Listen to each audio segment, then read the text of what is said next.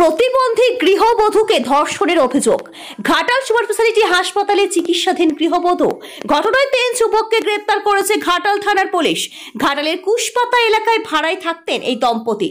গৃহবধূ কানে শুনতে পান না, স্বামী বাজারে গিয়েছিলেন, সেই সুযোগে পাশেই ভাড়ায় থাকতেন কয়েকজন যুবক। একলা গৃহবধূকে পেয়ে ধর্ষণ করেছে বলে অভিযোগ। আক্রান্ত গৃহবধূর গায়ে সিগারেটের ছ্যাঁকা দেওয়া হয়েছে। ঘটনার খবর পেয়ে ঘাটাল থানার পুলিশ রাতেই কুশপাতা থেকে ওই 3 যুবককে গ্রেপ্তার করেছে। আজ ধৃতদের তোলা হবে ঘাটাল আদালতে। পশ্চিম মেদিনীপুর থেকে শান্তনু বর্ধনের রিপোর্ট, ওয়ার্ল্ড জনতা টিভি। গেলে বাজারে বেরিয়েছিলাম, এবার আমার স্ত্রীকে গণধর্ষণ করা হয়েছে। কারণ আমার স্ত্রীকে আমি ক্লিপ দিতে বারণ করি ঘরে, কেননা সে কানে শুনতে পাইনি, 100% শুনতে পাইনি। সেই জন্য আমাকে বাইক থেকে ক্লিপ লাগিয়ে যেতে হয়।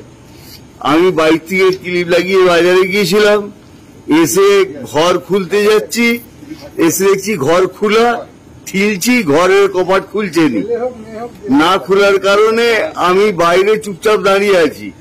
তার কিছুক্ষণ বাদে আমার স্ত্রী ঘর যখন খুলে তখন জ্বালায় মানে হাতটা সিগারেটে পুড়ি দিয়েছে, প্রায় 2.5 ইঞ্চি 3 ইঞ্চির মতো পুড়ি দেওয়ার ফলে আমার স্ত্রী জ্বালায় চিৎকার করে, কিন্তু বাড়িতে কেউ থাকেনি, ওই 3 জন ছেলেই ছিল।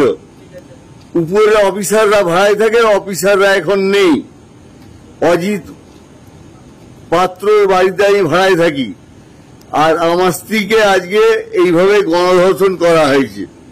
কতজন? আমার স্ত্রীকে 3 জন মিলে গণধর্ষণ করেছে এবং আমাকে বাড়ি থেকে বেরোতে দেয়নি হসপিটাল নিয়ে আসার জন্য। আমি কোন রকমে ছাড়িয়ে বাড়ি থেকে বেরিয়ে এসেছি, আর বাড়ি থেকে বেরিয়ে আসার পর আমি এখন হাসপাতালে দাঁড়িয়ে আছি আমার স্ত্রীকে ভর্তি করে। যারা এইরকম করেছে তাদের নাম জানেন? নাম কারো জানিনি, কিন্তু সবাইয়ের মুখ আমি চিনি।